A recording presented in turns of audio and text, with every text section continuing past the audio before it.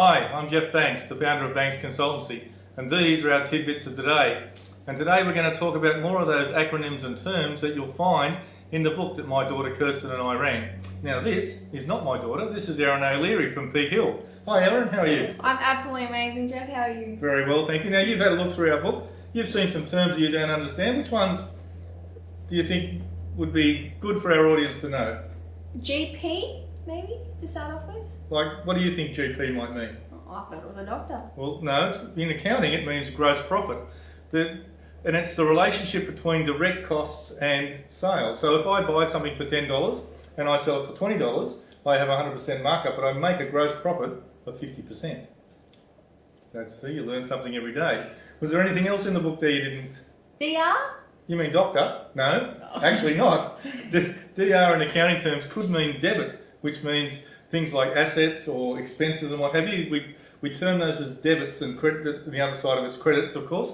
And in accounting, a lot of things are double entry, which means that if you have debits, you should have credits that equal the same thing. So Newton's third law applies. For every action, we have an equal and opposite reaction. For every debit, we have a credit. All right? And one more? TEE. TEE. So, some people use this one as total employment expense. So if we're paying our staff a wage of $100, it actually costs us a lot more from a business point of view to employ those people. You know, there's things like their taxes, there's payroll tax, there's workers' compensation, there's superannuation. A lot of people like to group all of those together and account for them in one way, called the TEE, to get the total amount of employment expense to turnover. You know, we were looking at some benchmarking the other day in a pharmacy sense, where the tax department were looking at an 11.5% TEE, and our clients were looking at it saying, no, that's not right, that's 11.5% of actual wages, whereas the TEE is more like 14 when you add all those other expenses to it.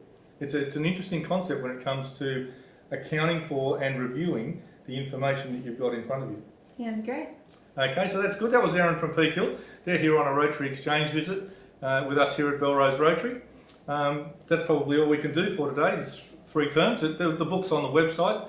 All you need to do is go to the website www.banksconsultancy.com and you can download that book for free. I'm Jeff Banks, this is Erin O'Leary, and I'm from Banks Consultancy, and we are not your ordinary accountants.